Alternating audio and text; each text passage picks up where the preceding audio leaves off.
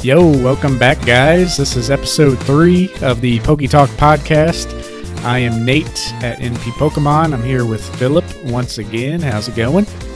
What's up? Yeah, so this is episode 3 of the podcast. Hope you guys are digging the layout. We'll be more efficient with each episode. We really liked how episode 2 went. Think we can both agree we're getting a little better at the layout and the time constraints, right? And I think episode 3 is officially a series, isn't it? Yeah. We're officially a series. Making it big time. Yeah, there we go. Moving on up. So, this episode, we got some news for you. Before we hop into that, though, we're just going to be hopefully staying on the grind of the podcast every couple weeks. And we really hope to have this solid layout like you'll see in this episode. I feel like episode 1, once again, was just kind of getting the ball rolling. So hopefully we'll be more of a regular thing, seeing the same layout from every episode. So let's go ahead and jump into the news. We got some big highlights. We made a link tree with all of our links. You can find our link tree on our Instagrams and on the PokeTalk podcast Instagram page or YouTube. We got news about Pokemon Worlds, that it is back. It's coming to London as expected. It was supposed to be in London in 2020, but with COVID and everything, it got delayed and kept getting pushed back and pushed back. So as of now, it seems like it's on. That's great. That's great for the TCG community. It's great for the Pokemon community, and it's a sign that, yes, we are slowly getting back to normal. And for a lot of people, I think the event is going to be, I don't want to say emotional, but I think people are going to be highly ecstatic. They're going to be caught in the moment because first time seeing all their friends from abroad in years. And I think it's going to be a great moment for Pokemon. It's going to be a great moment for everybody participating. It's just going to be a special, monumentous occasion in the Pokemon community.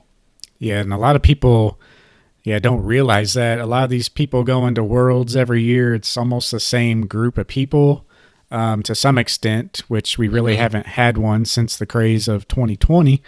So I can only imagine it now. It's just going to be huge proportions, and just everyone's going to be so ecstatic to be back. It's going to be crazy.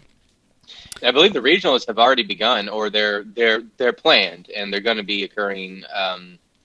I know the Florida one was canceled, if I'm not mistaken. But all the other ones have still been on, and that alone, for a lot of people, they'll never get to Worlds, and just the regional championships being available is huge as well. That's more of you'll see more of your local friends. I don't say local, but regional friends. Yeah. And I think it'll be on a smaller scale, but it'll still be very exciting for those people. Yeah, for sure. Yeah, it's going to be pretty exciting. One thing I'm really excited about is how they're going to do the trophy cards. So I think there's been a couple people making videos on this back in the day before 2020 got canceled. There was speculation about the Pikachu trophy cards getting changed up because we had the half art trophy cards. Early on, they got switched to the full arts. These cards are given out in every age group in first, second, and third. And then later on, they were given out to even fourth place. And then even some of the game winners. Not just the TCG, but the actual games. So going into 2020 or 2021, there was kind of talks of some artwork being changed. And that kind of makes the full art trophy cards kind of special because they were cut short if they do change. There's less copies of them versus, what was expected. And if they change the art on the trophy cards, it's going to make certain trophies from prior years leading up to COVID pretty rare, even more rare than they already were. So it's going to be an interesting thing to track and be big news for the trophy collectors out there as well. I know there's a lot of people. I know there's a few YouTubers especially. They mentioned they're pretty much there at the Worlds event, and they're ready to offer money to the winners, cash in hand, pretty much. Yeah. And There's people that both love collecting trophies and try to flip them. A lot of times they're probably a little bit of one and the same, but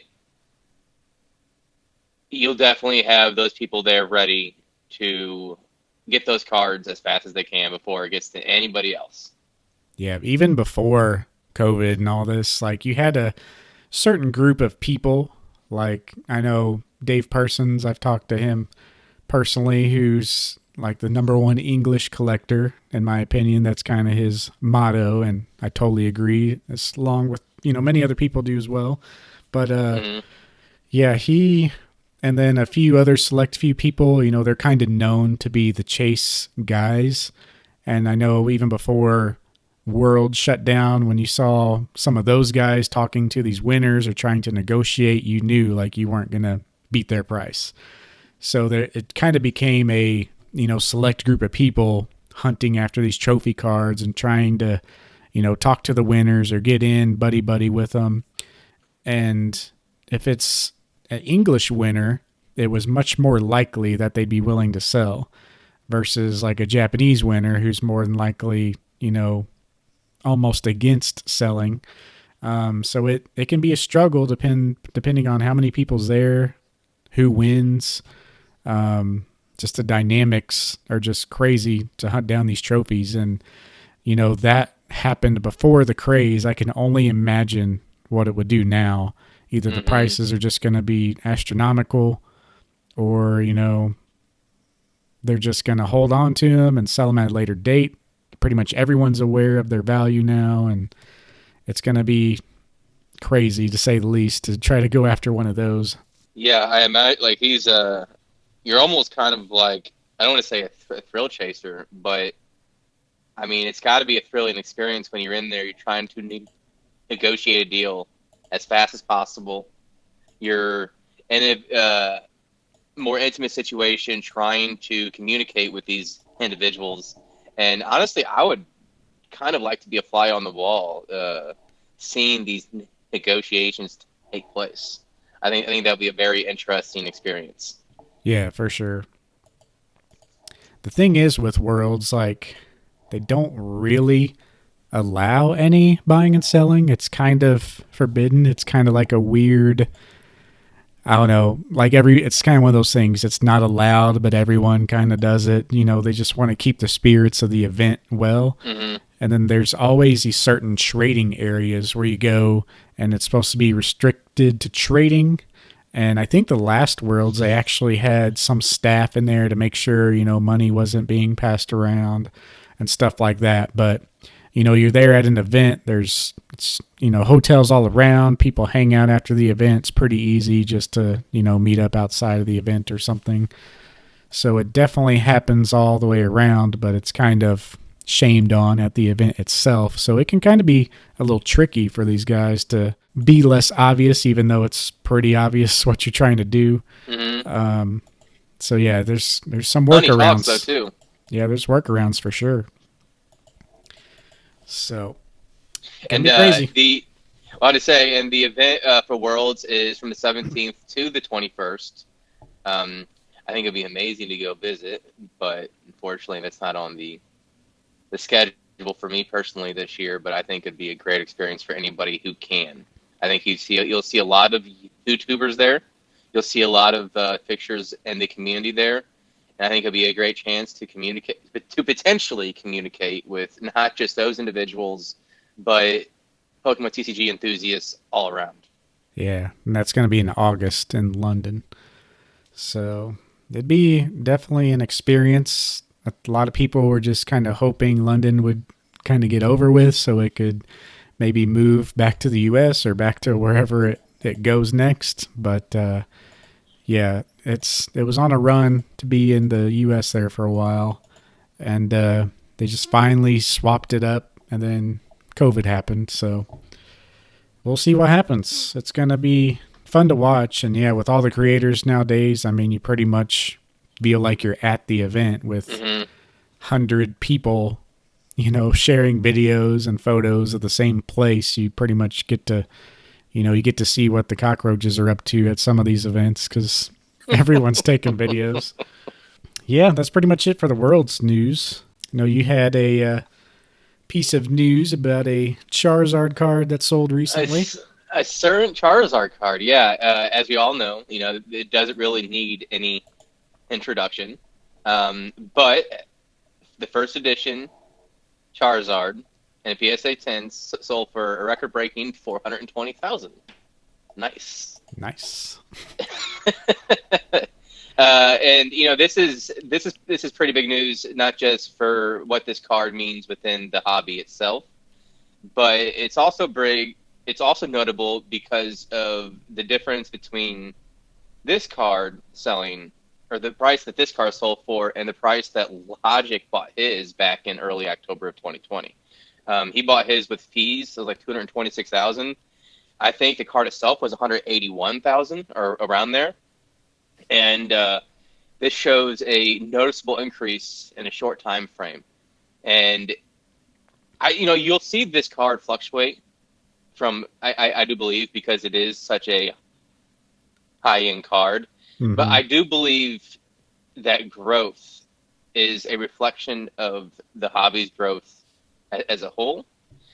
Given not every high end card will be means like just because a high end card within that hobby sells for a high amount, that doesn't necessarily mean the hobby is healthy.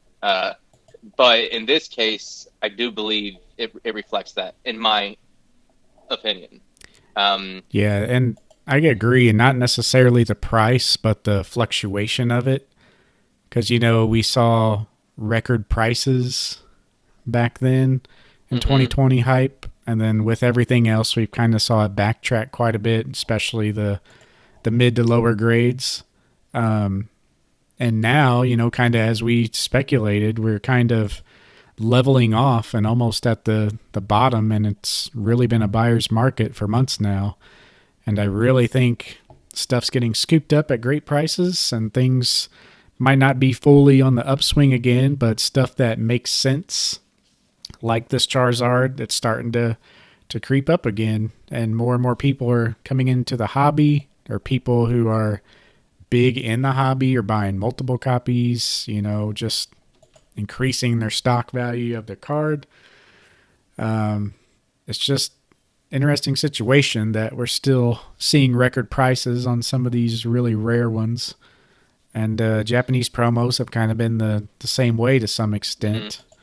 There's an illustrator that was a record price, hmm but a lot of the other trophy cards were almost at like record lows for 2 years. So, I think this card, the Charizard especially, attracts fringe collectors and slash investors into the hobby. It's not just Pokemon TCG collecting enthusiasts. It's individuals who are looking to invest in pop culture, invest in other factors, or in other areas other than just your traditional avenues like stocks, your blue chip stocks, your brokerage, yeah. and but I don't know how much of this is from those individuals and how much of this is from genuine interest, like people that genuinely want to collect. I don't know if we will know that unless these people start speaking up, and I highly doubt that they will. Yeah. um, And all I was going to say, it's almost like a delayed response, like with the certain cards in the category. Like Charizard, out of all the set cards, you know, he's number one. So, of course, you're mhm. seeing that creep up. So, maybe a couple months later, you'll see like first edition Neo Lugia start creeping up again.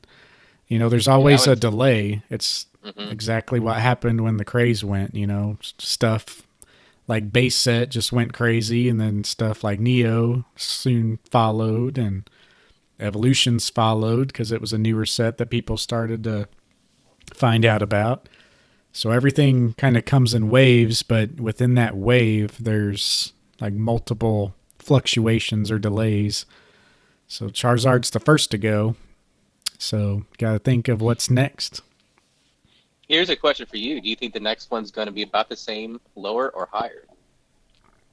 Um, Depends on how many are out there. This might trigger some people to sell that, you hmm know, bought and were unsure with the market kind of being in a bear market. But now that they're seeing the strength, you might see a couple people kind of cash in again, but yeah, I don't know for sure. I think about the same, maybe slightly lower.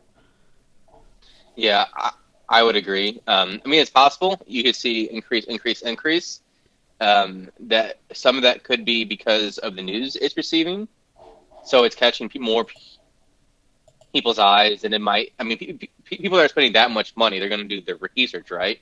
But the Well, more maybe. people, well, yeah, you're right, maybe. Some people just have so much money that really it doesn't matter, like $500,000, just in the win, it doesn't even matter to them. But generally, I would say I would say there'd be a high correlation between the that price range and individuals doing research within the hobby, or having somebody's having a whisper in their ear, giving them a lot of information on it. I would think, anyways. Yeah. Um, Well, we had that, I say maybe because we kind of had a lot of people just kind of going off the hype. And the certain, Lugia being an example, great example. yeah. And then like certain YouTube channels or like certain groups of people who like, bought a first edition box to hold like an event later on that, didn't really live up to the hype because, they bought it during the hype and it just wasn't really still happening by the time they came around to open it.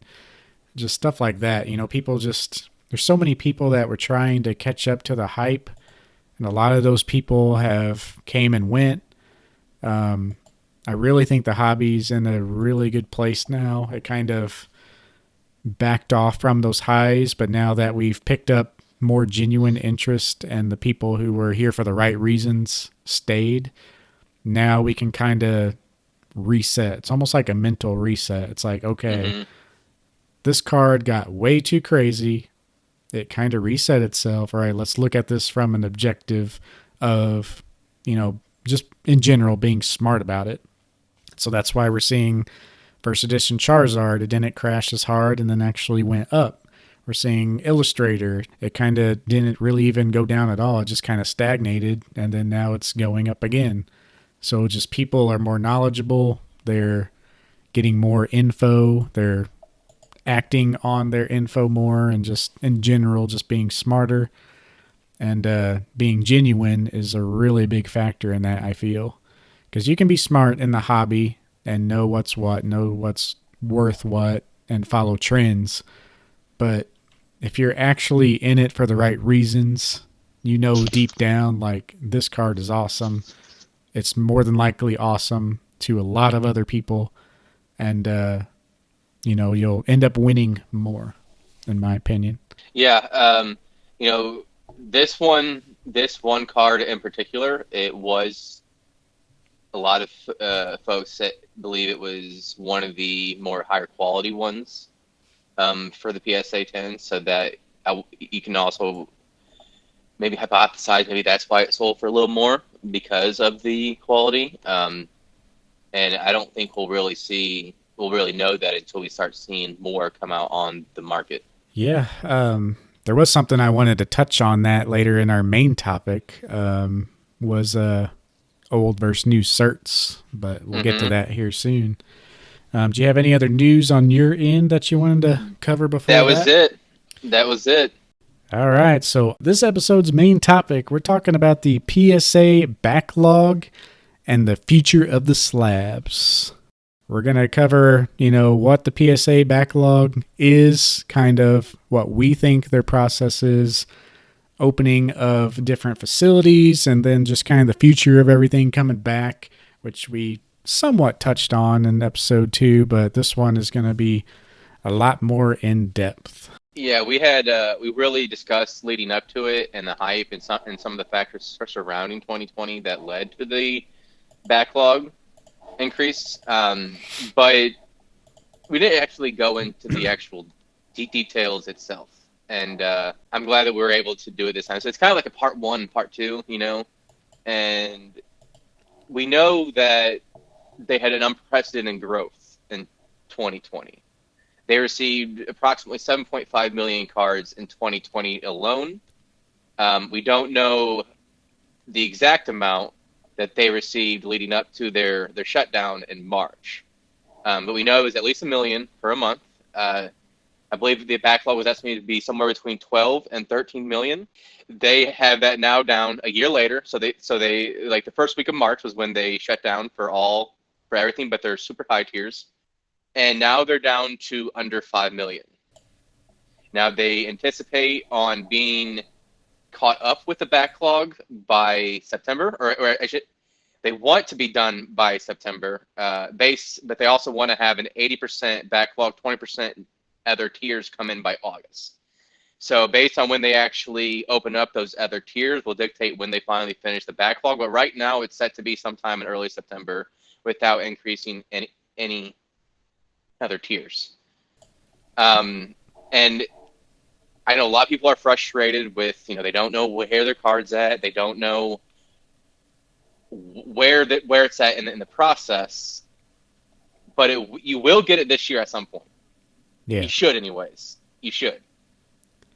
I think like the people who are most concerned, I feel like now, are those who used like a service like Ludkins, which we definitely did Yep. for a couple orders. Right now, I feel like a lot of people fit into that like bulk Ludkins order, and right Mm-hmm. now you're looking about 16 months to even hear something that it's like being moved. So I feel like that's like the biggest thing. One of our orders we sent in, like, was it the first or second week in November of 2020? If I'm not mistaken, Ludkins received it in the final week of October. So yeah, that's when they received it. We assumed that they sent it off the following week, but again, we don't understand how clogged they were with packages Yeah. during this time. That's what a lot We of don't know. people aren't realizing. Like, they look at the PSA complete through dates, and so they do a good job of keeping that up to date. But you also got to think Ludkins is pretty much in the same boat as well as other grading companies. All the cards that went through PSA, a lot of them have to go through Ludkins as well. So even though PSA is expanding and doing all this work behind the scenes to kind of catch up and future proof this from happening again, Ludkins and all these other companies, Jim Mint, just all these other companies have to almost kind of do the same to kind of keep on top of it. So what I'm thinking what's happening is PSA is doing a good job of actually burning through their backlog, but then this mountain of backlog and all these packages are Mm-hmm. piling up at these grading companies as well on the back end. So it's just a hot mess all over again.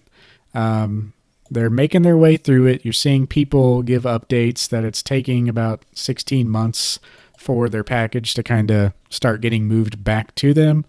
We are right about that 16-month, like right on top of it. So I would hopefully like to hear something within the next Soon. 2 to 3 weeks about ours, and we'll of course Mm-hmm. give you guys those updates.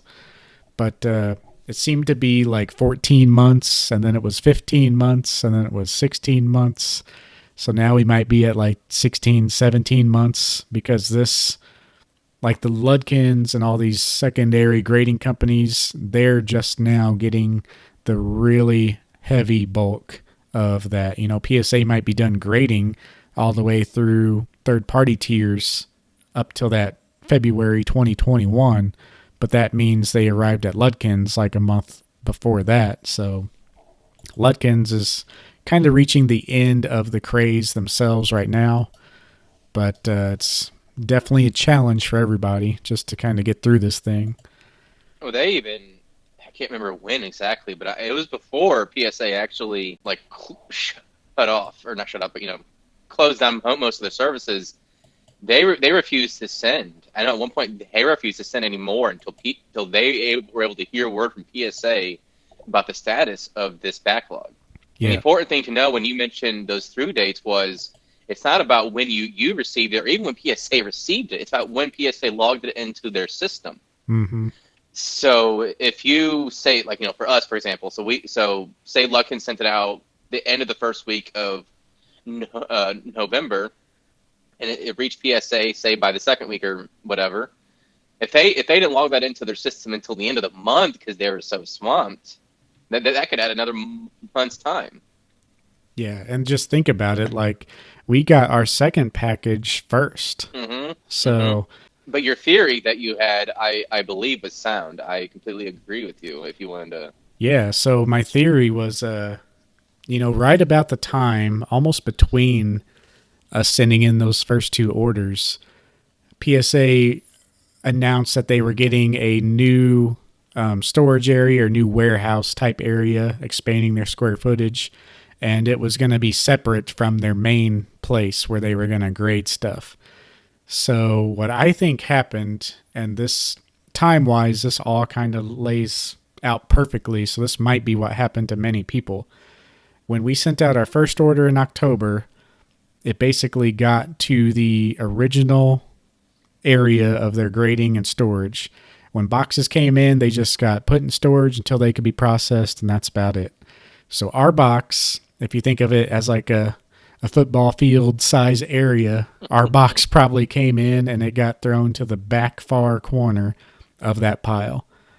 Meanwhile, while we're waiting to send in our other package, they announced this new area, this new square footage of their business where they can grade stuff.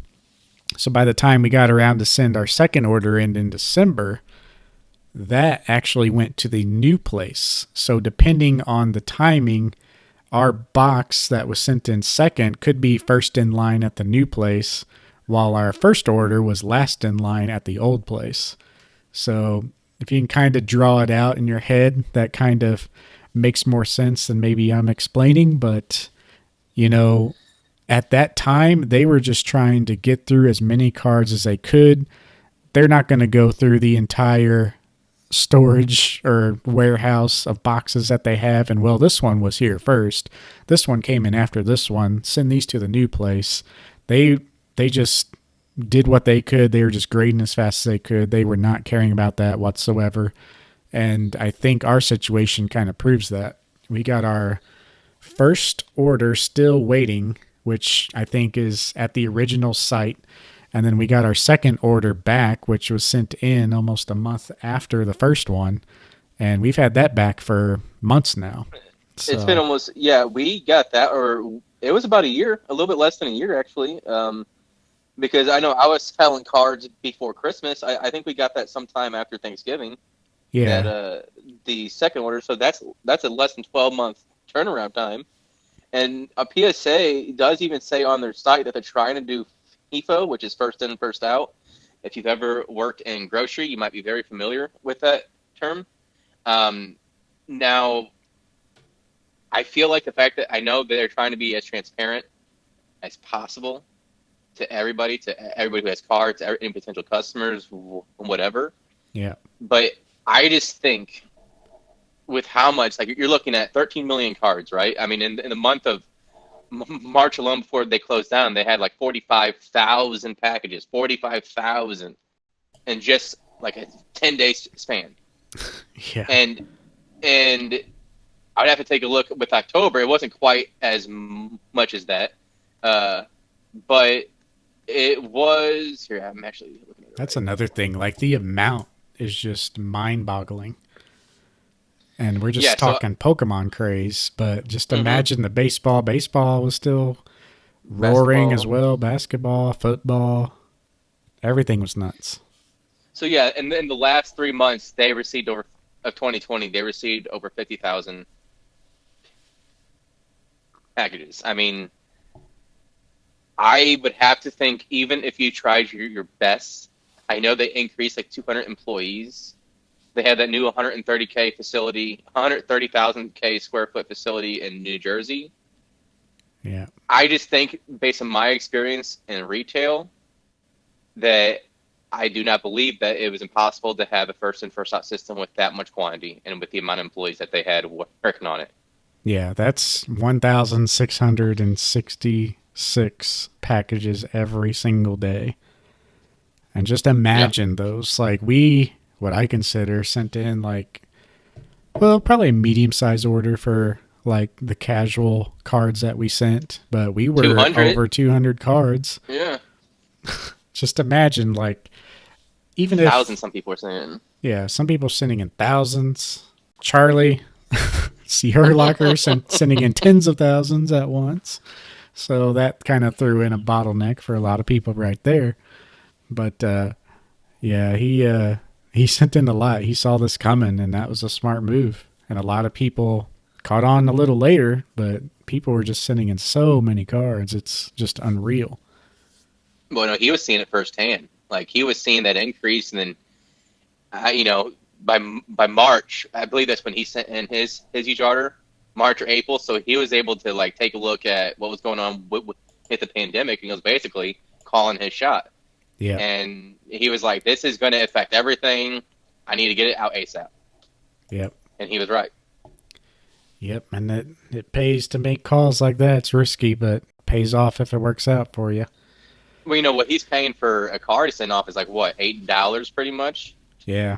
He'll be graded, something like that.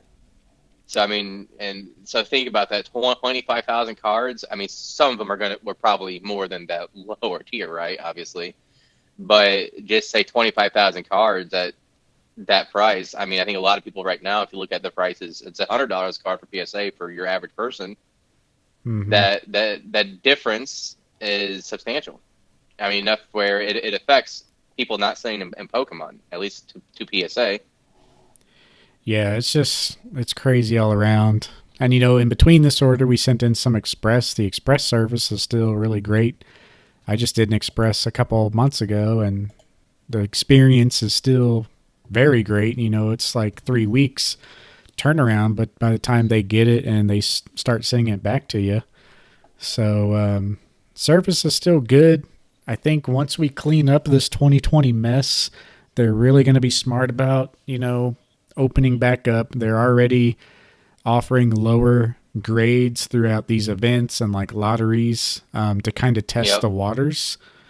And that's a really smart way to do it because they can open up these limited events and kind of take mental notes on how the backlog is open. I think starting with each tier, they might open it up to members and like, okay, you have one order you can submit at, the $10 tier. And then they'll get all those and kind of see how they can process them, how the flow goes, and then they can better judge on how to fully open. But, that's what they're doing with these events. They're not like offering us a service like, oh, wow, it's a special deal, $50 a card. They're testing the waters to see what's going to happen if they open the floodgates again. And by doing these events, hopefully eliminating those memberships, their orders, the guys who are sending in more orders than the normal person. So they're doing it the right way. Unfortunately, if you're wanting to grade, I mean, that's the only way to go about it. You're going to look at paying $100 a card. They got the turnaround times up on their website. It's just the world we live in right now till all this gets cleared up. And even when it does come back, it's going to be a lengthy process. It's never going to go back to what it was, I don't think. For the near future, at least. You're going to be looking at longer wait times, but hopefully they're just at least consistent with what they say and they really fine-tune it to where they can really be accurate with those times. But yeah, as far as the wait itself, it's just going to be a longer process, unfortunately. Yeah, if they received, I think it was somewhere around 3 million cards and before they closed down. So if they received that before they closed down, I can only imagine, they're not going to lower it to the lowest tier, so it's going to be like $50 a card or something like that, I'm sure. Yeah. When they increase the tiers in July or August or whenever they end up doing it. So it's still not enough for most Pokemon cards, because a lot of the Pokemon cards, they're probably going to be around $100 if slabbed, in a 9 or 10, maybe even less than that. The vast majority of them will. Yeah, I that's mean, another. 85. Yeah. That's just something else I was going to say real quick. Like the market is kind of reflecting, lower times. Cards that aren't worth much, that were overinflated, have came back down. So a lot of people aren't going to be sending as much in because it's not worth to grade it either. Yep. So, Like one, I mean, just there was an example of one card I was looking at. He's one of my favorite Pokemon. You might recall me talking about this, but a Ninja from Hidden Fates and a PSA yeah. 10, for example, Hmm. they were around like 350. Now they're like you can find them under $100. Yeah, You know, it's crazy with that stuff. So yeah, so some everything stuff is just just straight kind of up isn't worth grading anymore, so that no, it eliminates a isn't. lot of cards. Yes, it will. Uh, Even at $50 tier, you're still not going to get. You're only going to get like your alt arts, some of your secret rares, some of your promos, and that's going to be about it. People have Now, to really learn the condition and like even the cards yep, that are worth it. I mean, if you hit a 8, it's going to be you've kind lost of back money. to the days of like breaking even at a 9, making money at a 10. But Yeah, anything less than that, it's going to be maybe rough. yeah. So you have people that have to really reconsider some of their intentions, some of their goals that they plan on doing, and what they will send into PSA when that happens. PSA has said that they want to make it more affordable at that $10 option that they did have through their third party vendors. But we know how many packages they received closing it down. So how many if they do open up that lower tier, I can only imagine. I mean, places like Ludkins alone, I would think would get absolutely bombarded Yeah. at that price. And I'm thinking honestly, this is just a number I think. If once they open bulk, I think it's going to be something like 5 million cards within a 30-day period Yeah. when That's they kind first of open up that tier. that's kind of why I was thinking they would open it. They'll be like, "Okay, bulk is open to maybe members or, one order per customer or something like that." So they Or they'll can cap it. yeah, so they can just get like one wave and then that will be their test. Hmm. They'll gear up for it. They'll offer something like that. They'll get a giant wave of cards in, and then they'll kind of see how that process is going, and then they'll address like what changes need to be made, and then open it up again or open it up fully based on what they find out. But yeah, hopefully, I mean, if bulk were to open today, like yeah, the amount of cards that would go would just get they would just get plummeted again. But I think there would be a point where people stop sending in so much. People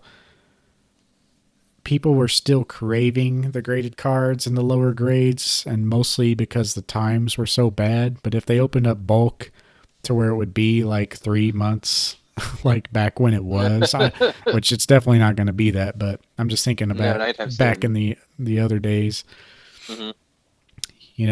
I graded bulk when it was like a month turnaround, but even if bulk was somehow like 3 months turnaround, you would eventually reach an inflection point where, either cards aren't worth to grade or everyone has sent in what they had already to grade. But it'd be a nice point to get to, but they just want to make sure they get there right. So, they're pretty much just trying to gauge the market, is what they're doing, which what any good business should do. Pokemon does that every day with how much production goes on behind the scenes and how many print runs they produce. So that's all they're trying to do, and it's almost impossible to find out without like testing the waters because we were in such a unique situation and almost a craze phase where even the demand was inflated. You know, just everything across the board was inflated, so there's no way to make a business model about what it was, but they just have to slowly find out what it is and go from there. And we know that a good amount of what is left of the bulk, as I said, it's about 85% in the bulk tiers. We know a good portion of that is Pokemon. Yeah. They were number one. They dethroned. Okay, so they were number one most graded card for PSA in February. Over 200,000 approximately. One thing that's very notable for that is it dethroned basketball after 14 months at number one. Basketball was consecutively 14 months number one most graded card, and in February, Pokemon surpassed basketball. Yeah, basketball took I over after the hype, pretty much. and I just want folks to kind of like understand how incredible that is that Pokemon is rivaling some of the largest staples in the card industry I and feel where like it's placed. Yeah. I feel like sports. Yeah, I was just adding on to what you said. Like basketball is king in the sports world. I feel like. Well, when it comes to sports, I think football is still number one, and then it's baseball, then I think it's basketball. But for cards, basketball has actually surpassed all of them because of the hype from 2020. Yeah, that's what I was Um, saying. Like as far yeah, as like hype on the sports side, like yeah, basketball has yeah. been really well for a while, for 14 months to be exact. And if we kind of think in mind that 85% of what's left of the 4.8 million or whatever is left is from the bulk service, and we have already said and we know that most of the Pokemon cards isn't worth grading in the higher tiers. Just to try and to fathom how much of that is Pokemon of that 4.8 million or whatever. I mean, I think you're looking at in the millions, like Yeah, around maybe 2 million of the remaining cards are Pokemon. Is what I would personally guess, if not more. so yeah, we so we you know we think that, and we also know that some of the most graded cards for Pokemon was the ease of access cards. So like your early Watsy and your evolutions, your hidden fates, your cosmic eclipse. Those were some of the ones that were graded to most. And it's just we've already also discussed how the prices have already began falling. I think you're going to still continue seeing that for a lot of those markets for the next 6 months. yeah, That's not to, that's not to say it's not a good time to buy right now if you're looking to buy those things. It's just, I think it'll keep on going even cheaper. I mean, it depends on how many people actually make those available to the market. yeah. Because yeah, but a lot of people, myself, like some stuff I bought and like maybe thought about selling. Like I'm in no rush to sell. Hmm. Just kind of stow away for a while. But we might see things like first edition base because it's first edition base and there's much less of it. And I feel like if people had first edition base, that was like one of the first things they sent in. So Hmm. I feel like we're starting to really see a slowdown of first edition stuff. Maybe that kind of reflects in the Charizard, but referencing back to this episode when I said you got to look at what's next, a lot of people may have thought about unlimited base, and I don't think that's really the case because of that reason. There's just so much coming back. It'll go up eventually. Everyone loves base. It'll be consumed slowly, but Yep. I think the leveling period is still very strong, like the plateau for unlimited base. And you just got to kind of look at like maybe Neo set first editions, stuff that was sent in second. You know, a lot of people can look at their own habits, myself included, sent in certain things and then others I wasn't too excited about getting back, so I sent them in the second order, even though it didn't work out that way. But a lot of people surprisingly think the same way. If you think you're getting ahead of the curb and you're hearing a lot of people do the same, you're not really ahead of the curb. You just got to follow the trends.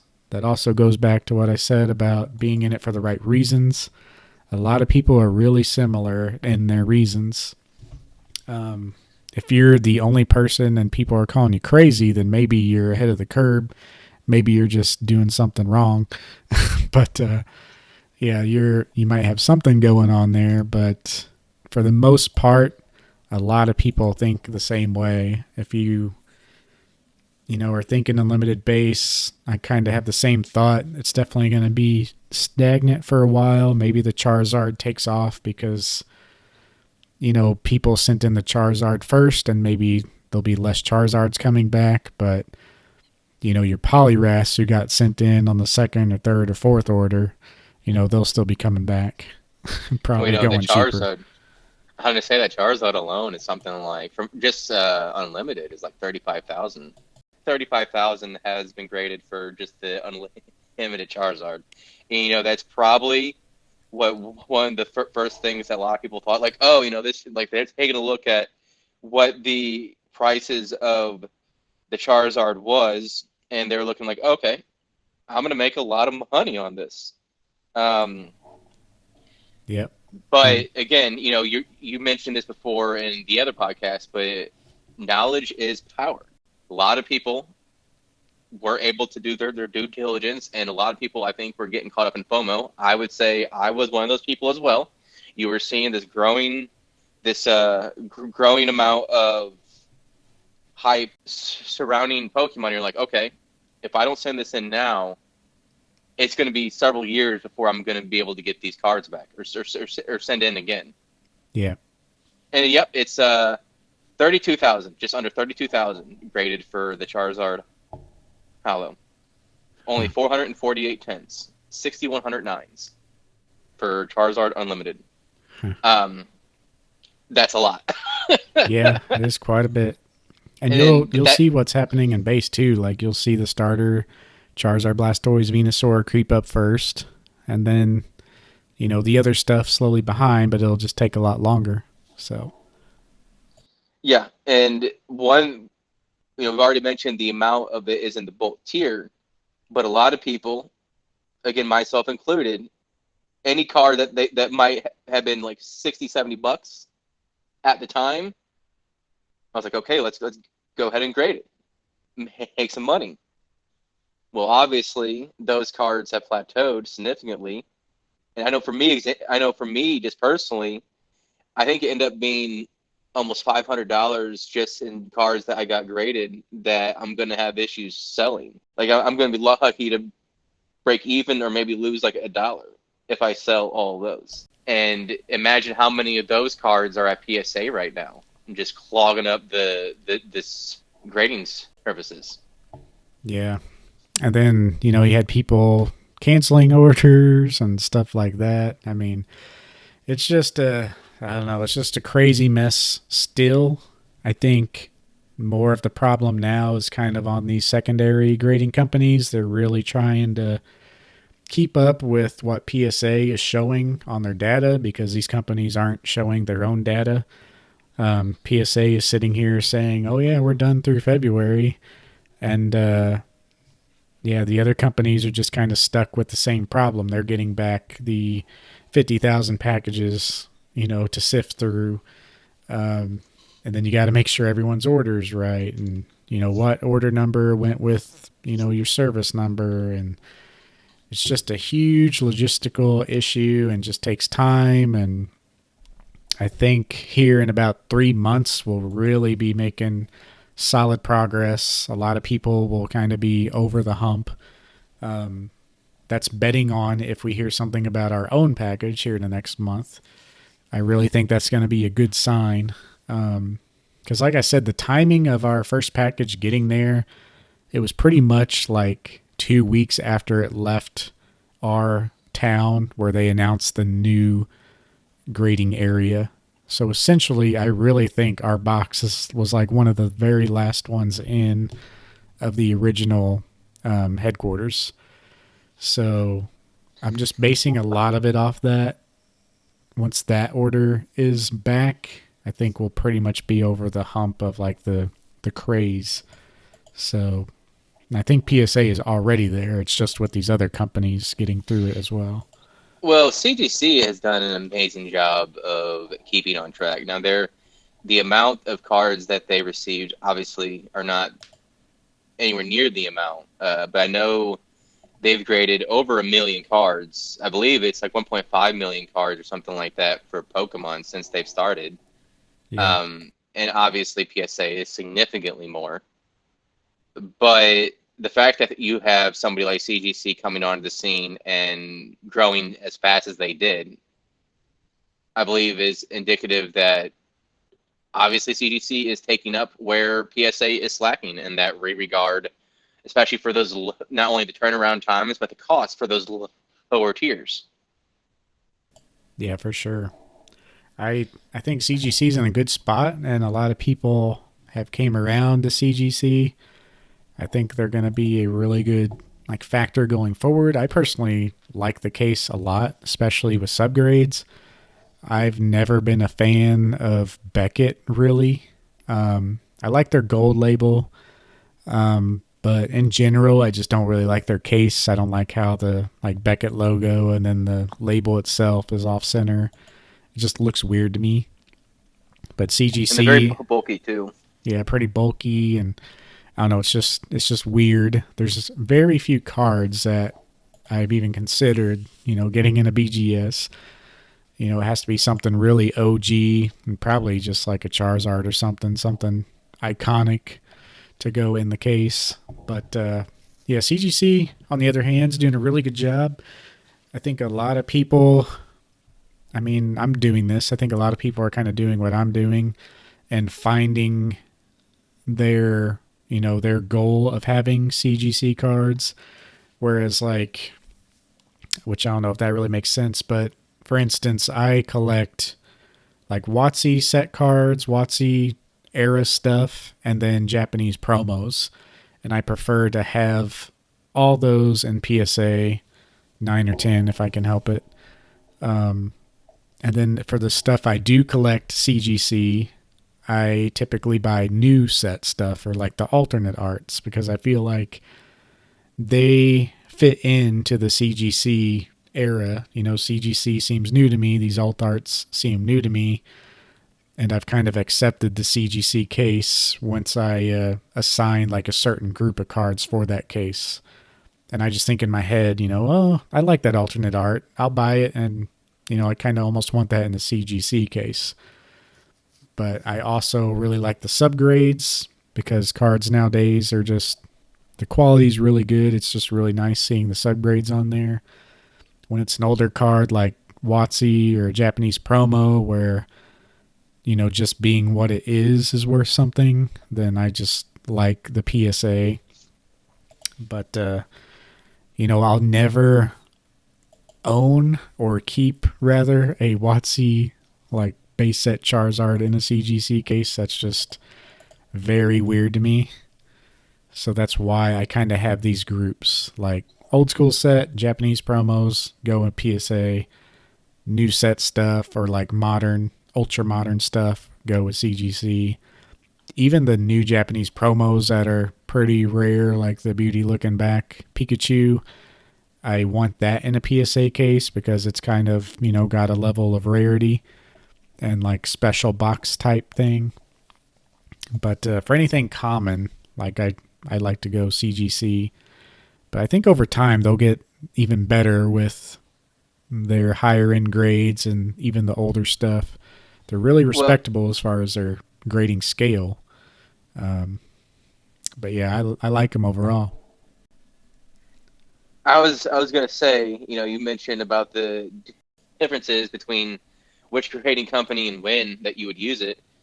There's like 121 PSA 10 Charizard, for example, right? First edition.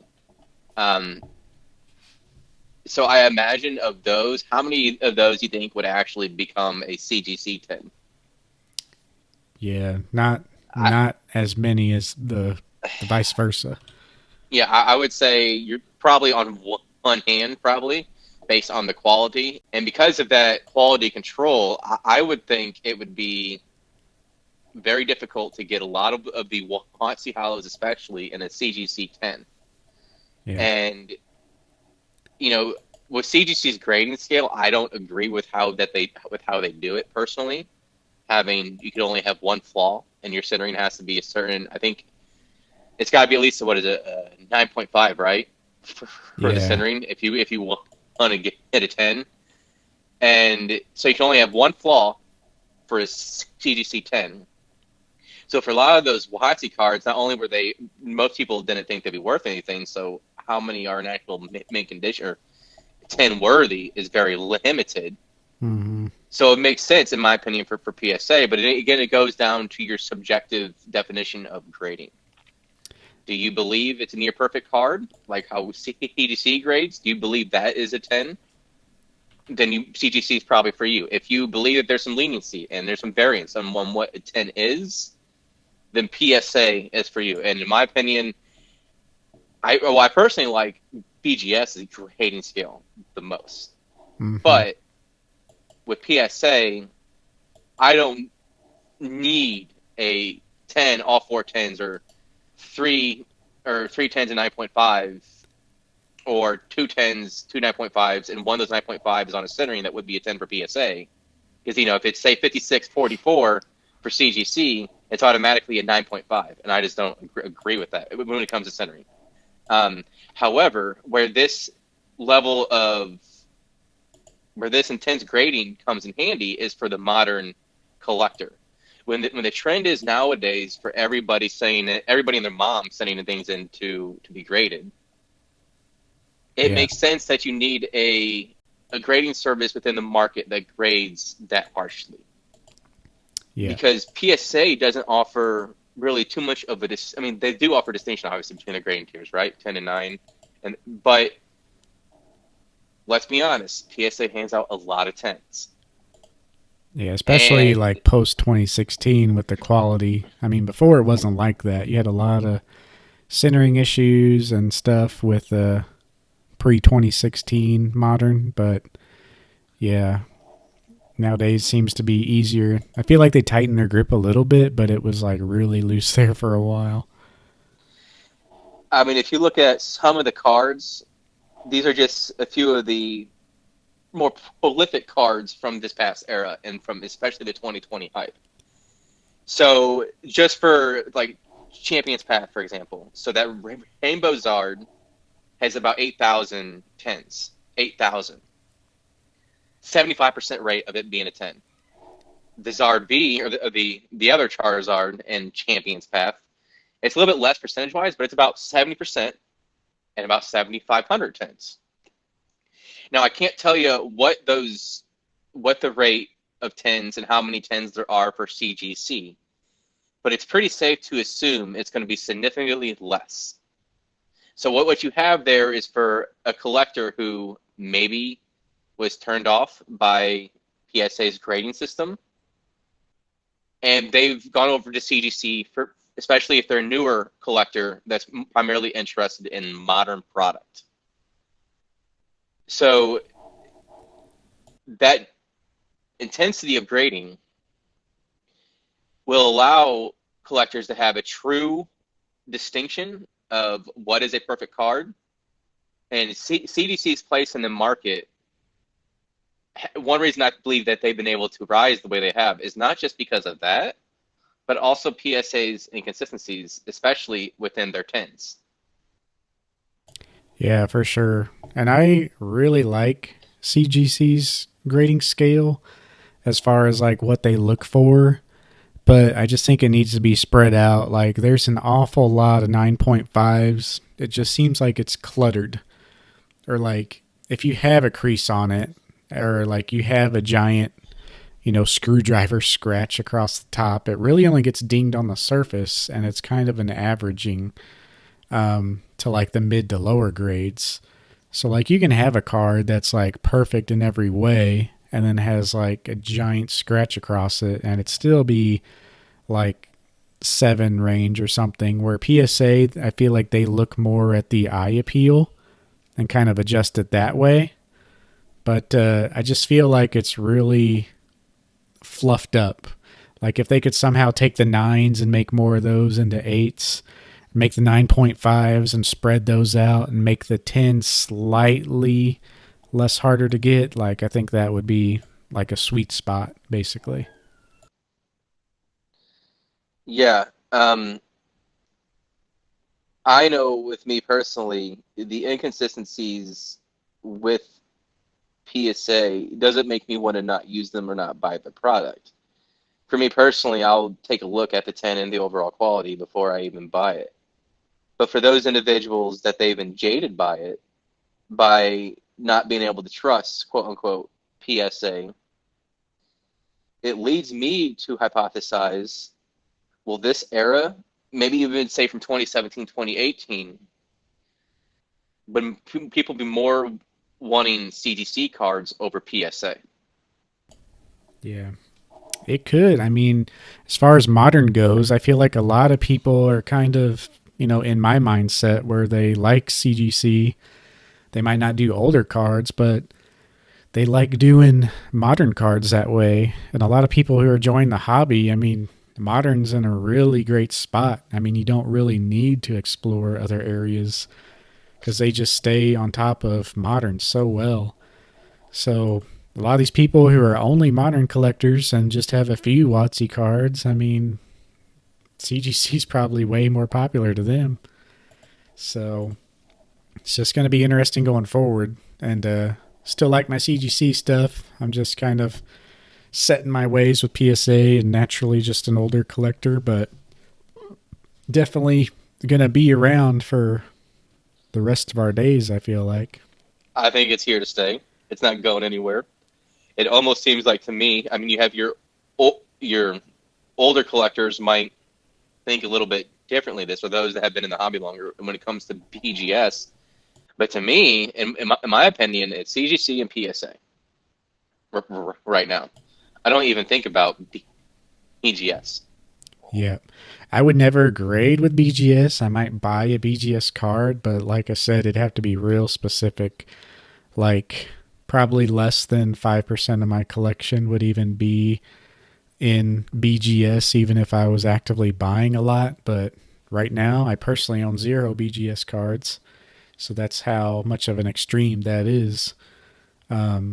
Overall, I'm about probably 80 to 90% PSA and 10 to 20 CGC.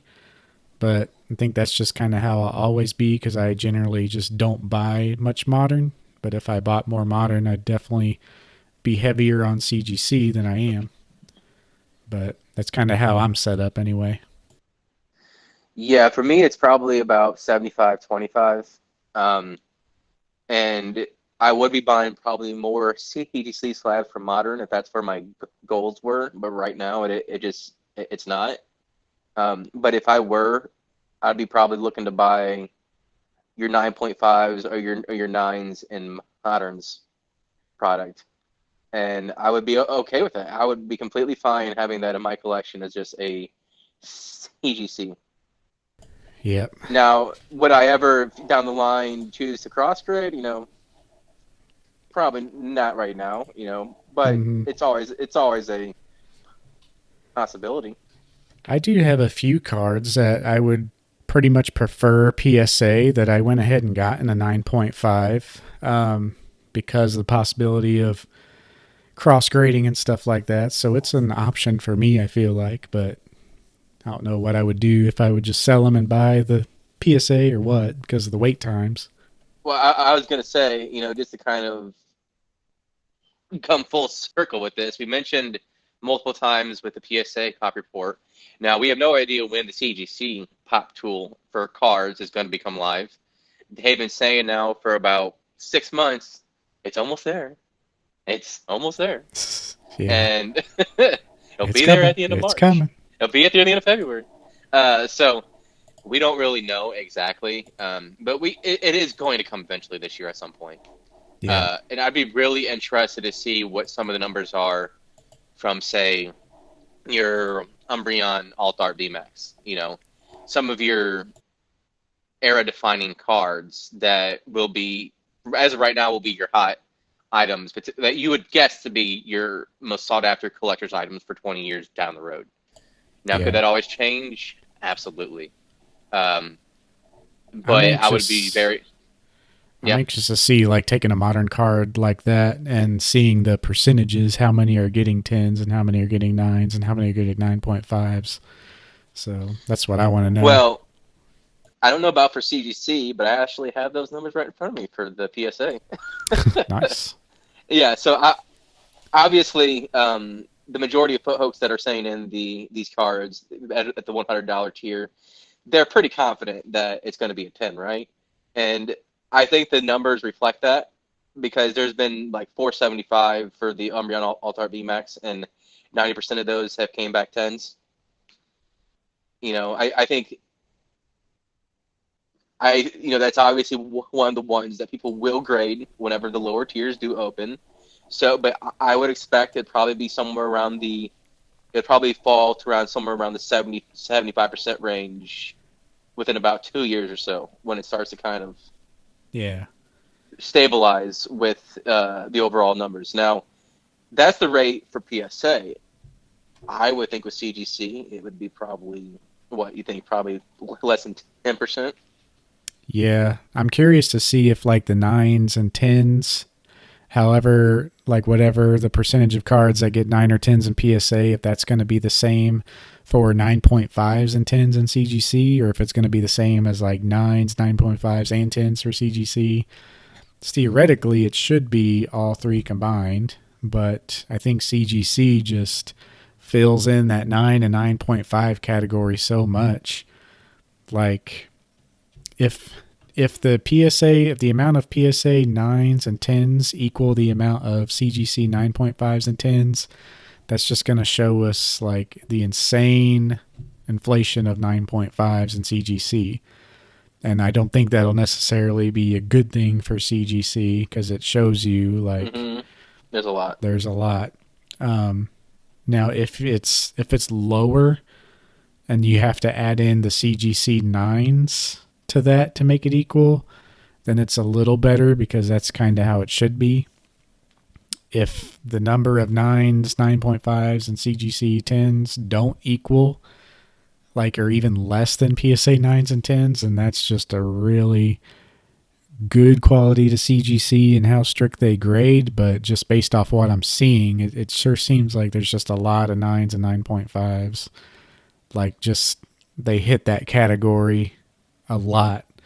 And a lot of people hate getting an 8.5 even in PSA. But especially CGC, just a lot of people don't like the half grades unless it's a 9.5. I do believe CGC, in my opinion, for this era, the tens will set themselves apart. I mean, they already are, but even in 20 years from PSA. Yeah. I do believe for this modern era or the ultra modern era, the CGC 10s will hold the premium over the PSA 10s, especially for more high profile cards. Now, from a few that I've seen, there was one that was Marnie from the Shiny Star B. Mm-hmm. Now, the CGC 10s about a year ago were going for almost about 75% more than the PSA 10s. So you're already starting to see with some of this product that niche within the grading community that prefers CGC is willing to pay that premium to have that distinction from a PSA 10. Yeah. And I believe going forward, the CGC 10, especially for this era, is going to hold that premium over PSA 10 long term. Yeah, and I think it's true for like the modern gyms. It's going to be interesting to see about the old stuff just because a lot of people are still getting used to seeing that stuff in CGC cases. But I think for ultra modern, like the alt arts, like CGC is gonna win, but it's still just kind of getting used to seeing the old cards in the CGC case. Do you think it's going to be true for like the old cards too?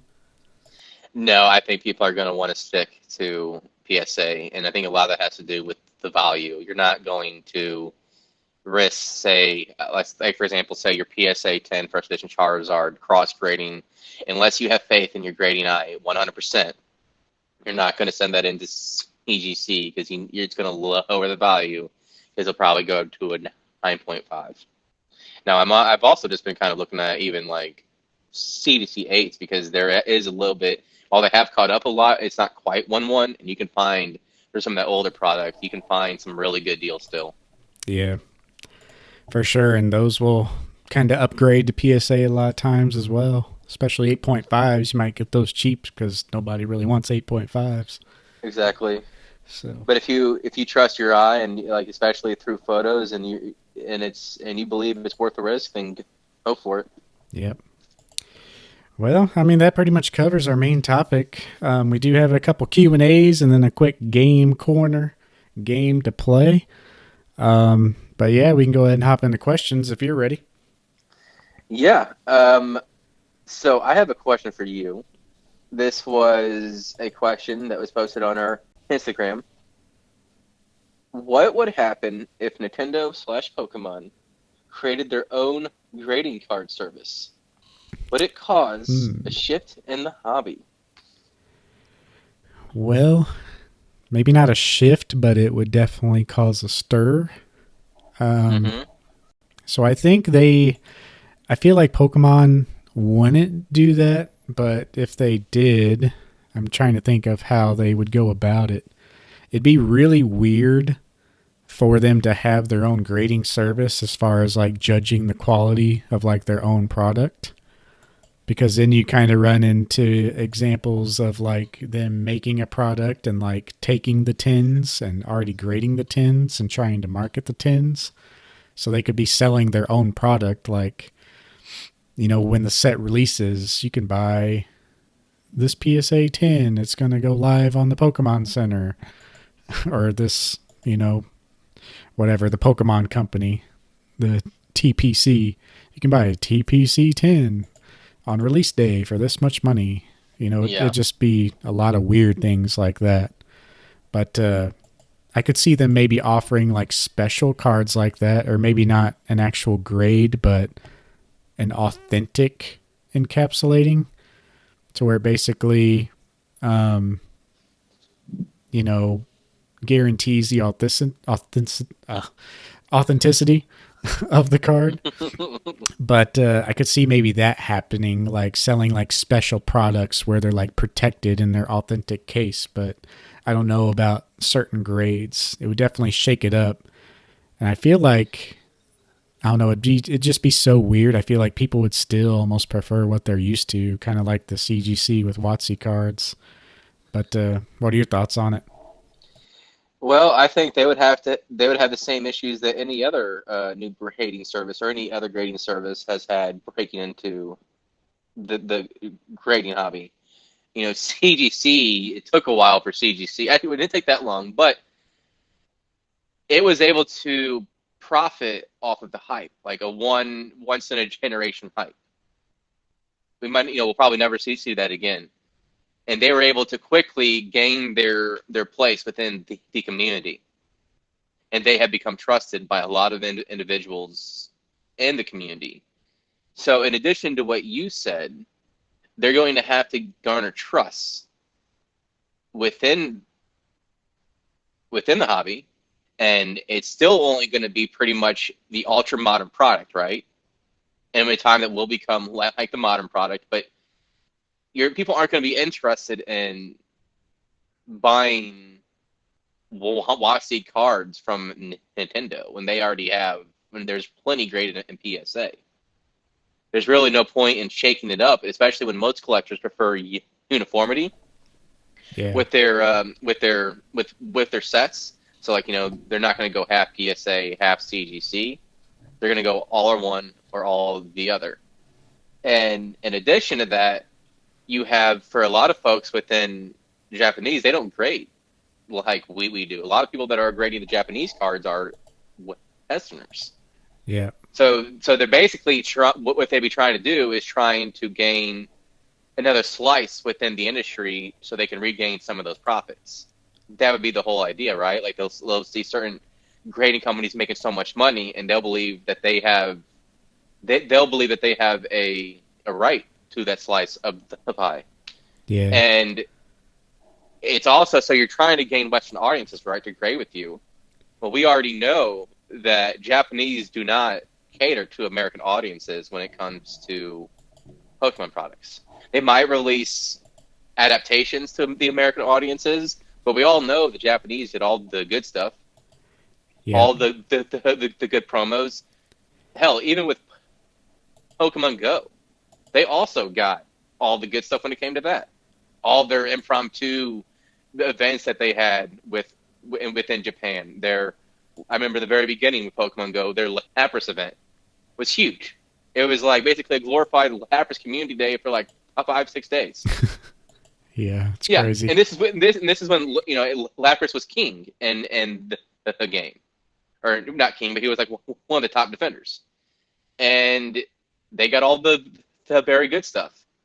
So you're going to have to try to bridge that gap to make people want to grade with you when people have been doing it one way for decades. So I definitely think it's possible for them to gain a piece of the market share. It's just going to be a very very uphill battle, and they're going to have to want to gain this trust within the hobby that they don't exactly give that same sort of attention to as they do their Japanese market. Yeah, and I think that might be true for like a new company, but since it's like Pokemon itself, I think the hurdle of it being weird and like their own product would be like an even bigger hurdle. Because, like, I don't know, there's just such weird situations like that, you know. Plus, if they came out with like WotC stuff, I mean, you have to wonder, like, well, do they have like a stash of WotC cards at the Pokemon Company that they're gonna put in service? You know, you wouldn't think they'd be able to reprint fully the cards, but I'm sure they'd make just like we saw in Celebrations, like a not one to one, but like a pretty much true reprint that they could encapsulate. And this is a authentic collector's item in a Pokemon Company case, like stuff like that. It just, I don't know, it just gets weird with stuff like that. I think most collectors would identify that as like a sixth or even seventh print of the base set, and they wouldn't give it much time, honestly. But one thing that would be interesting is because they are such a big company, they could really, really make the grading services really, really cheap because they could take that hit on the short term to gain those customers for the long term because they have, they're the largest media franchise ever in the entire world. So they can afford that. They can afford taking a loss within the grading industry for several years, Yeah. and it wouldn't hurt them one bit. Whereas a lot of these other grading companies, they can't afford that. Yeah, it'd be an interesting social experiment. I don't think we'll ever see it because for one, I mean, they wouldn't even take that risk, I feel like, because they can just print money, that being cardboard.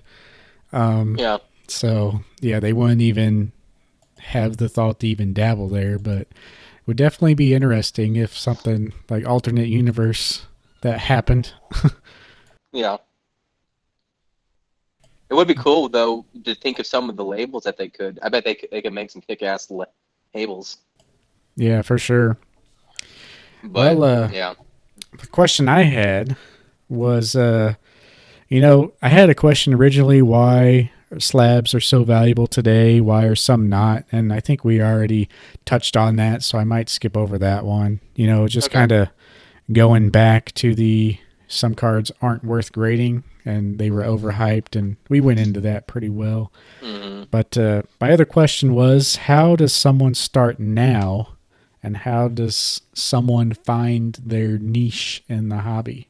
And the niche part goes to like the Pokemon collecting world is just so huge that I always tell people they need to find like a niche or find what they collect. So, to Yeah. you, how does someone start and how does someone find their niche to begin with? Well, what a lot of us have done, we went through the easily accessible avenues, right? So we'll start with what we grew up with. We'll start with what's on the shelves first.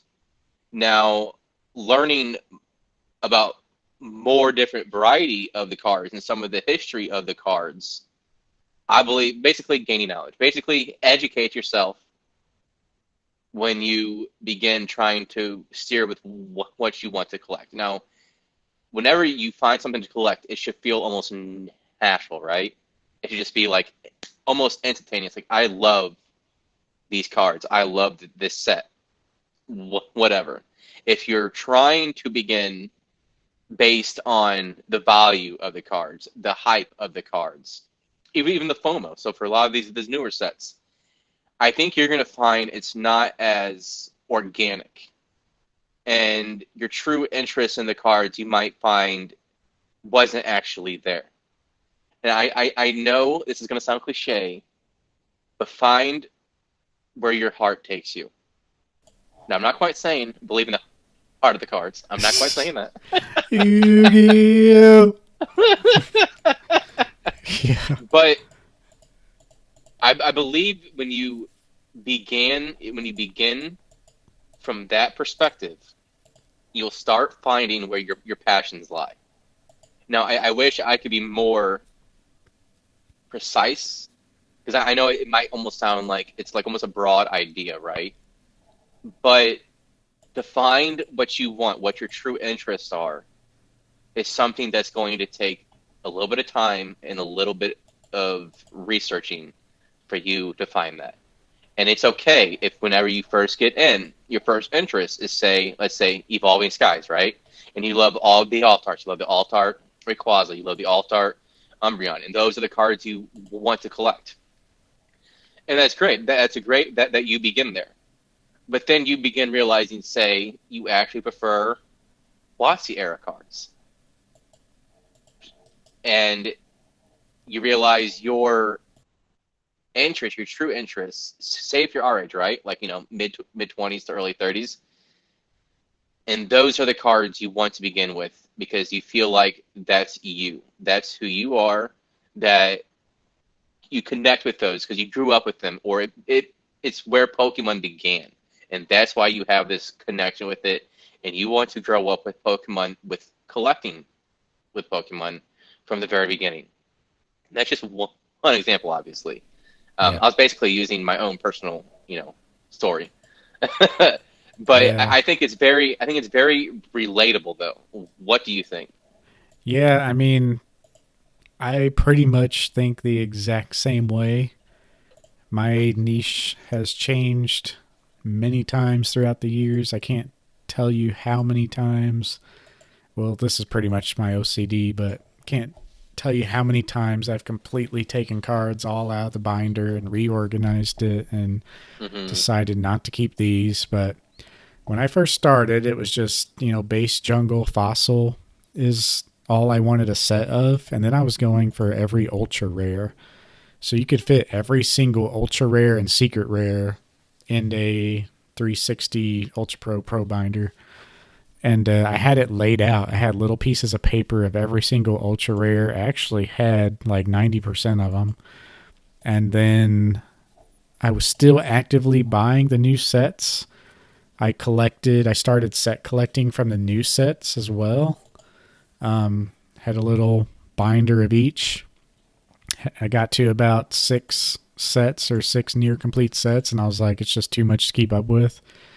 So I sold all that, and then next Destinies came out. That's when they brought back the EX cards, and shortly after that, you started having more than 6 secret rares or ultra rares in every set. I mean, it went from like 3 to like 6 to like 12 to like 20 within like 1 year, it seems like. So it just got kind of crazy. Like the ultra rare kind of became, the rare card, kind of like it is today. Like nobody cares about a holo today. You actually cared about holos back then. It was a good hit. You're like, hey, I got a Yes, it holo, was. sweet. And so you got a secret rare, one of 3 in the set, and it was just insane. A lot of times there was only one secret rare card in the like black and white sets and stuff like that. So my niche changed a lot over the years. Everyone's will, but yeah, like you said, I mean, you really do just have to collect what you love. And the biggest thing I could tell someone starting now is that you're gonna love everything at first. Hmm. So that is, there's FOMO that plays into that. There's being new to the hobby that plays into that. Every set that comes out, you're going to think, oh my God, that set's awesome. That set's awesome. Every card you look up on Bulbapedia, you're going to, oh my God, I didn't even know this card existed. That's awesome. I want that too. You're literally going to want everything. And the biggest thing I could tell people is like everyone thinks that same way. It's just it's very rare that someone can actually do that. The hobby is so big. There's so many releases, so many languages, so many promos, not to mention the cost factor. I mean, hardly anybody can even keep up with all that's released on a normal, set based schedule. And they make it now where there's so many cards, you have to open up like 10 booster boxes and then you still don't get the whole set. So it's just different nowadays. Like, it's not really meant to be like catch 'em all because it's like impossible to get everything. Um, so you just really have to follow what you love. And like right now, my set collection is only up until WotC. I don't even have the reprint sets, being like base set 2 and legendary collection, because I think of that as like my nostalgic part of my collection. Like, I just want one of each artwork, base through Skyridge, complete WotC as a whole, and then I'll enjoy looking at that for years to come. And then my main collecting nowadays is like Japanese promos, like unique Japanese promos, kind of more pricey cards, but just not that many. I don't have a whole binder or case full of those cards, but in general, those cards are worth more. So I like having like a small collection, but like worth a lot collection. Mostly, again, because of my OCD and kind of minimalistic view. I've sold my whole binder collection like 3 times over the years and kind of revamped my collection. Or I sold, like, when I got my first editions, I sold like my base through Gym Challenge complete, and then I invested all that. Like, I restarted and invested in first editions instead. And then now I have both first edition and unlimited again, and so it's just revamped itself many times over. But in the end, that's what I did. I just followed what I loved, even though it changed and it And cost me then a lot. But I was going to say there's some other factors I feel like to consider as well. So again, knowledge is power. Knowing more about the hobby, you'll start finding what's out there, and so you might find cards that you didn't think you would have an interest, but you actually do. The other thing is prioritization. What things should I collect first over other things? Say if you got in and there's a lot of modern you like, right? But you're not sure where to even begin with modern, and it almost feels like overwhelming. Well, maybe it's best to write a list. What are some of the things that you like, either sets or type of cards, and then go from there. And then if you think about it, okay, what's some things that in terms of price, because that's also a big role in what you can collect. Like, if you got a smaller budget, say if it's only say if it's $100 a month, right, that you can spend on the hobby, or whether it's 100 or 1,000, you can have this list and you can start breaking it down based on what you think is best to buy now. Now, I think right now, for example, for modern, the prices aren't going to go into the stratosphere with ultra modern, especially. It's just not. So, say if you're interested in WotC,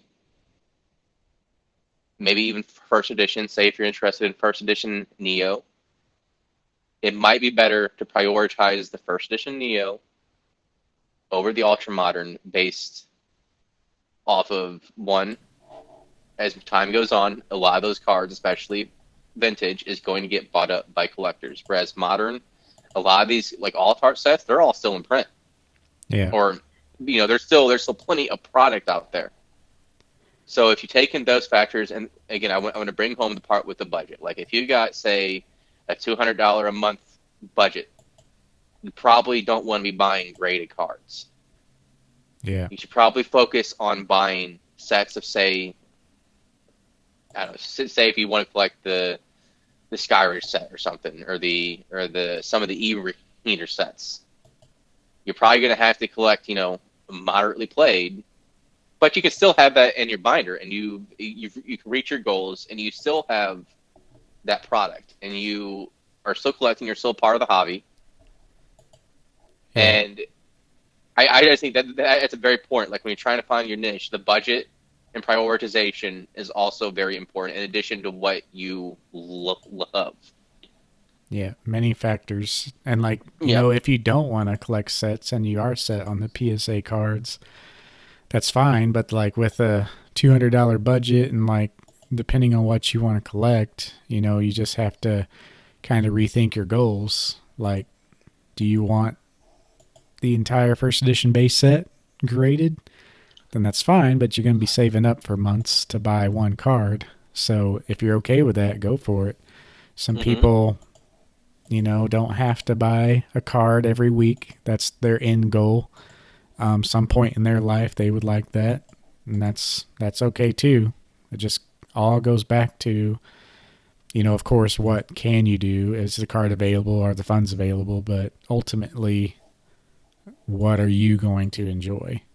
And I feel like a lot of people who are focused on that stuff that you just explained, like, well, I better buy Neo set first because it's going to go up, or, whatever the reason may be. That's a good way to think. Like, if one goal is more sought after than another goal of yours, then yeah, you might want to prioritize one versus the other if you are worried about them going up and stuff like that. If you're someone who is looking at that and like, well, I want to buy this first because I'm going to be making more money off this, in the short term. If it's more money oriented on how much money can I make, that's not as good of a reason to go that route. But yeah, it just really dependent on genuine interest and what you enjoy ultimately. And there's a lot of people today, a lot of Instagram accounts that I've been unfollowing. Some people that I've actually followed in 2020, I really enjoyed talking to. They were talking like they were going to collect forever, and then they haven't made a post or have been seen since January of 2021. A lot of people had that mindset, and I think we're in a good place now, but you just got to make sure you're doing it for the right reasons.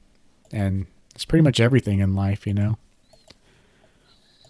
Yeah, whether it's $100 a month budget or $1,000 a month budget, you can find your goals and you can find adequate cards for your collection, and you can enjoy the hobby. You can enjoy the hobby, collect vintage, or even collect more higher, I shouldn't say like higher ends, but like cards that are deemed more desirable on a lower budget than you would think. Yeah, the condition might not be the best, but the opportunity is still there. Like, just because like a lot of this hobby, whether they're, one, because our generation is younger, and there's a lot of other factors involved that we won't go into, but a lot of people aren't exactly able to afford a whole lot into this hobby, but you can still enjoy it for very, very cheap. If depends on what you break down on what the core necessities for what you want to collect and what you love are both known, and you have a plan. Yeah. Like you said, lists are great. Make a list of everything, then you can kind of pluck away at that list. It's whatever works for you, but just be organized, not only your collection, but your goals. Mm-hmm. Don't do any late night eBay searches and just come across a card and then just insta buy it. And then you have a cool card, but then you're not closer to your goals, which ultimately should make you happier than that one card because you actually took the time to think about it and write that goal down. So just got to prioritize and go with the flow, what you like. Yep. So, all right. Well, pretty good Q&As there. Got a little deep dive into them. The last part could have been almost a whole main topic in and of itself, honestly. It really could have. Yeah, maybe we'll touch on that later episodes or something. But yep, a little bit down the line.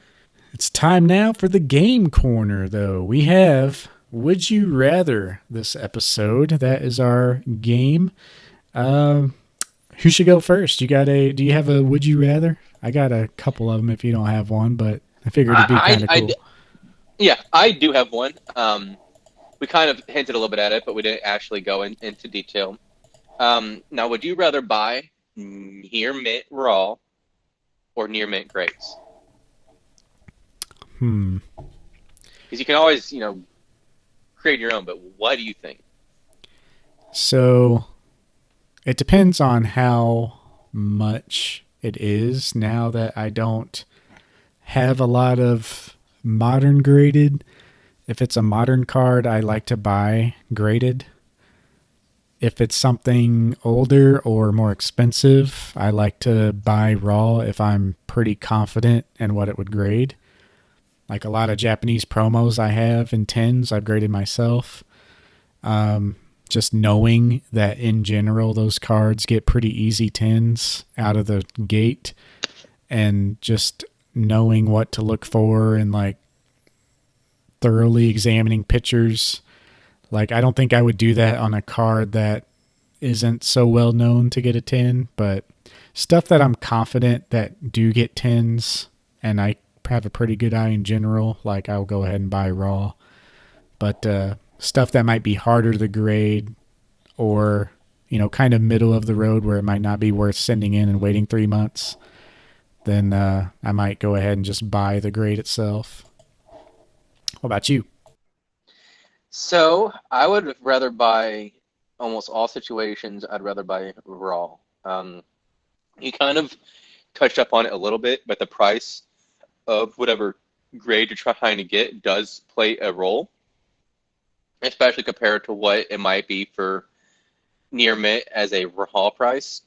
But for modern especially, I'm gonna be buying raw 99% of the time.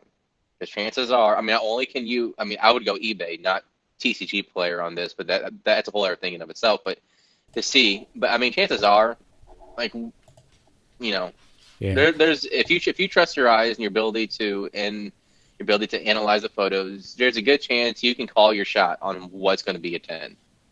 And for modern product especially, that is the way I roll. Now for vintage, it depends on the price, but I was gonna I would say I'd probably also go. I mean, well, it's hard to find for vintage near mint raw on slab these days, depending on what you're trying to find. Yeah. So that I think that some of that scale is getting closer and closer to being the actual price. But I would even say, I mean, for me, it's also about like the thrill of the hunt, right? Like you're trying to like how many hours to put in trying to find this card and Yeah. trying to see is this an 8 or it's at least 8, it's at least a 9 or That's that's a one thing I was gonna throw in is like, so I'm like that with more expensive cards, and then but there's also this level of if I'm trying to bind it or buy it for a binder collection, where I'm yeah. trying to buy like a mid grade on purpose, like it's something that I don't want graded. Like I'll actually buy the graded 5, 6, 7, crack it out of the case and put it in my binder because of the reason you just said. Like it's almost impossible to find decent cards. At least if it's a graded card, I know exactly or somewhat rough idea of what I'm going to be looking at. And so I just buy that to know the card is a certain condition so I can crack it out. Because more and more people on eBay nowadays just do not have any idea what like a grading scale is. There's literally a mint card I looked at the other day that had a straight up puncture in the side, like almost indention slash crease, but like a puncture mark in the border. So yeah, almost Near mint, by bro. yeah, it was mint. It wasn't even near mint. He had mint capitalized. But So one thing with those is a lot of times, so the way the eBay does with their listings, you start typing it in, and then it'll like bring up other listings that have had this, and now other cars might have actually been like that, but you're just regurgitating the listings, and you're doing it on purpose, so you are being intentional, mm-hmm. or you're just being lazy. Yeah, yeah, you gotta Either watch out way, for it. yeah. Either way, I stay clear of those sellers regardless. Yeah. Well, one more thing for the game corner on my end. We'll kind of be rapid fire on this one because I gotta kind of wrap up soon. But would you rather have a CGC 9.5 or a PSA 9? Well, it depends on what the 9.5 is. If it's like a 10, a 9.5, and two nines, then chances are it's probably, basically, if I think it has a chance of being a PSA 10, I'm probably going to cross grade it 100%. But I'd rather have the 9.5 over the 9, pretty much 9 times out of 10. Yeah. If it's a 9.5 modern, I would like a 9.5 CGC. If it's an older card, though, I pretty much go with PSA 9 just to save me hassle. And it pretty much goes back to like I only collect CGC in modern and I only collect old school in PSA 9. But as far as the quality, I think I would go for the 9.5 if I'm cross grading. But yeah, I like it's mostly a factor of like OCD. Like I can't have this in a CGC because it belongs in a PSA case. So it's more so of that reason. But quality wise, I would pick the 9.5 if I wanted to cross grade. Would you rather have a PSA 8 or a CGC 9? CGC 9. Yeah, Without question. in that case, it's kind of like the same for me as the first one, but um, yeah, it depends on what card it is. If I was cross grading there, though, I probably wouldn't buy either. I'd probably just buy the PSA 9 or 10 outright and just skip both altogether. I wouldn't really mess with cross grading at that level, I don't think. So, Yeah, I mean, if it's a more modern card and it's not going to be worth it even cross grading for years down the road, then I still would go. I mean, it's the better quality card. I'm going to go with the better quality card 9 times out of 10. Now, say if it's a PSA 10 and the 9.5 looks better, I'll probably go with the PSA 10. yeah. Unless the 10 looks like absolute trash. I have seen a few PSA 10s where you look at it and the I feel bad for the sellers because clearly the card should not have ever been given a 10. And Yeah. yeah, See that a lot with and it's old just certs, too. yeah. So, all right. Well, I mean, that pretty much does it for our episode. Um, Pretty solid all around. You have to let us know what you guys think if you're on YouTube or Spotify or Apple Podcast or Google. You know, we're everywhere now. So Yeah, just and if have you want, to let us know what you think. and I was going to say, if y'all have any other podcast service that we don't have featured on our link tree, shoot us a PM, and we're more than happy to add another service to it. Yep, for sure. I think we got all the main one covered, but I know a lot of Yeah. people like in Pokemon collecting, like their niche services. Hmm. So, yeah, all I was going to say at the end, guys, is thank you so much. We got a juicy episode coming up in episode 4. I think we're going to be talking about kind of a personal matter that some people might find touching, but it's going to be more about like addiction versus obsession, how to deal with that in Pokemon, and I think we both have a couple personal stories and our thoughts relating to real life versus the hobby and all that. Should be a really good episode. I'm really looking forward to that one. Yeah, and to tag on to that, just dealing with burnout in general, because both of those, with the addiction and the addictive properties of Pokemon and the obsessive properties of Pokemon, can cause a lot of people to fizzle out quickly. Because you have a flame that burns twice as fast, will also go out twice as fast. So Yeah. So yeah, all that's going to be kind of tied in. It's going to be pretty deep episode. We're still going to have our layout, but it's more so us talking from experience, talking from the heart. So we're not really covering certain news topics. So it should be just a really good in-depth conversation. So, but yeah, you have to check out our link tree. I'm going to try to put our link tree in the description of the podcast, wherever it goes. And yeah, pretty much it. I guess we'll see you all in the next one.